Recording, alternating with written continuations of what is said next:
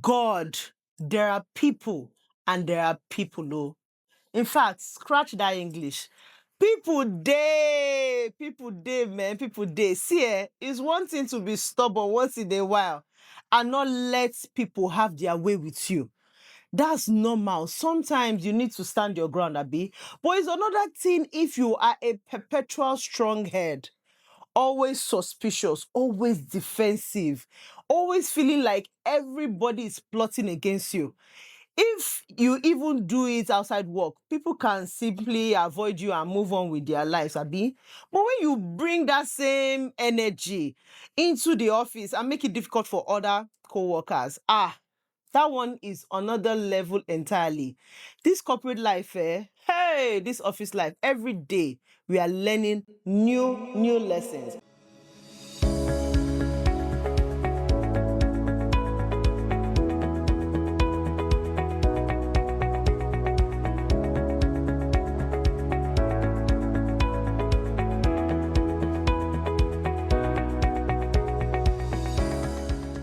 Let me gist you people about one guy called Emeka.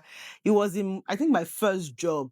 As far as Emeka was concerned, nobody in that office had his interest at heart. I'm not even sure his mother self had interest at his own interest at heart. Nobody, everyone was out to get him, whether it's his uncle, whether it's his mother, whether it's people in the office, everybody was out to get Emeka. That guy wouldn't even give you his personal number. And God help the person that shared his number without permission. Emeka was the capital D in the word difficult. To make matters worse, this guy was brilliant, like very brilliant. He delivered work. He delivered, if we're being honest, I mean, are not brilliant people. I feel like the most difficult people usually are the people that we actually need, right? Maybe that's why they are difficult, because they know they are valuable. And Emeka knew he was good. Good, you would say. Like he was good as in good. You would say, Emeka, let's just do this thing so that the team can move forward. And his response will always be, if you people choose that route, count me out. Like, which one is count you out? Isn't this a teamwork? Everybody is going right. Emeka is going left. Everybody is going front. Emeka is going back. At some point, we even missed an office outing sponsored by our manager because we were waiting for this guy to confirm attendance. He never gave a straight answer until it was too late. His face was always serious. If you just meet him, Emeka, yes. He would just put it always stern. You couldn't tell him if he was angry, if he was happy. I've never seen that guy laugh out loud like he was. I don't know if he was a sadist, right? One day I got tired. I started smiling at him because I needed to try something different.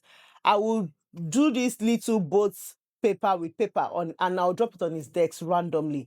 I will drop sweets and he will not know who got it, who dropped it. If everybody went for lunch, I'll just tell him, oh, Emeka, please, I'm waiting for you. Then I'll sit there, I'll just be yawning dramatically until he finally stood up. Even when I already knew something, I will go and meet him, Emeka, and I'll tell him, please help me with something. And then I genuinely complimented him because this guy was smart. Then slowly, small, the ice started smelting. Tiny. He was still very secretive, oh. No redemption for that part, I swear. But he started listening to me, and office people even thought we were dating. And suddenly, this man wanted to start acting special. I was like, where you the verse before, now you want to be acting special. Anyway, still today, that guy has my account number, account details, but I don't know his, because imagine he will just go to lunch. You call him and say, Emeka, please let me buy your lunch on your way back. Then send your account number so I'll send you money. Story. He will tell you that you should go to ATM and go and bring cash because he doesn't want you to have his account number. Account number, not under Emeka's watch. I actually liked him, Sha, and we are still good friends till today, even if that friendship means him picking my call twice in a year. Yes, so in a whole year, I will call. You will now maybe manage to call me pick up in July or in December and say, Nnenna, how are you? Honestly, in July and December, because he does it on my birthday, he will say happy birthday, and then during Christmas, he will say Merry Christmas and maybe Happy New Year. Difficult somebody, difficult co-workers and difficult bosses are in the same WhatsApp group. I know one boss, this man can fight. Hey, anything contracts, anything tender, bid, he's there. Nothing like amicably resolution with this man. No, nothing. If he loses a tender, he wants to investigate everybody, he wants to investigate, challenge the process, demand explanation. He believes that he should have won every time. I finally told him, I said, Oga, I like you as a person, no, but I beg, let nobody associate you with me in this industry. With all this your wahala, before you pour sansan inside my small Gary business.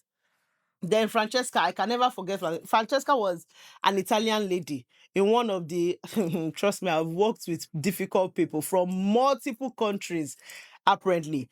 This lady, we had a deal that came to our team. Easy win. Bro, Francesca was leading the project and was determined not to listen to anybody, especially me. I prepared the presentation, though. I was even willing to put her name on it, take the glory, no problem, let's just win. But she wanted it her way. She ignored information she didn't have. She ignored it. Ignored people that actually knew what was going on, people like me, then got into the meeting and embarrassed the entire team. When the main boss asked questions, I couldn't even throw her under the bus because I wasn't like that. So we all failed together. And that's one thing people don't realize. Sometimes a difficult co-workers doesn't just affect themselves. They affect your own performance too. Till today, I sometimes used to wonder, maybe I should have just simply answered the question and just damned her or something and saved myself. But at that stage in my career, I honestly was not ready for office politics. So I just took the fall. Then finally, I have so many stories, but Madam Kechi, we were in the same office at that time. Same level, oh, different departments. She was in commercial, I was in business development. Naturally, we had to work together. I'll bring the opportunity, she will give best price, we will win the contract. Simple. Also, I thought, because she was way much older than me, she struggled with the fact that the company placed me at that level. So somehow, my success became her problem. She made sure opportunities became difficult. She challenged everything. And the one that broke the camel's back was when I received valuable information from clients. You know how clients will just tell you something. Intel, I presented it to her. I gave it to management too. And I said, oh, see what's going on. This woman stood in front of everybody and called me a liar. Insisted her own approach was better. Insisted that I was wrong. Long story short, the company eventually revised the proposal based on what the information that I had. Thank God. And eventually, we won that contract. But by then, she was already gone because, which company is going to keep you with your nasty character, basically? And she was already gone. The funny thing is, I didn't even bother to handle Nkechi the way I was handling Emeka and maybe Francesca. Not this time, me had grown. I simply focused on my work. I made sure my effort was visible. I made sure management could see my contribution. And naturally, the difference became obvious. Sometimes the best strategy in dealing with difficult people is to mind your business. Honestly speaking, you know what I've learned? Not every difficult person needs fixing. Not every difficult co-worker needs savings. And not say every difficult boss needs understanding. Sometimes protect your own work. Document your efforts. I always say it's write email, copy anybody that needs to be copied. Do your own part, collaborate where possible. And when it becomes like unhealthy, face your fronts. It's 9 to 5. From after 5 p.m., you have your own life. Some people enjoy fighting invisible battles. Let them continue. I will extend a hand first though. And I will always try teamwork first. But if I see that the situation is becoming toxic, I beg, I will focus on my work and preserve my own peace. So over to you, office talkers. I have plenty stories, plenty in this corporate world. But let's stop here today. Tell me about that difficult coworker. What did they do? What did they do? How did you handle them?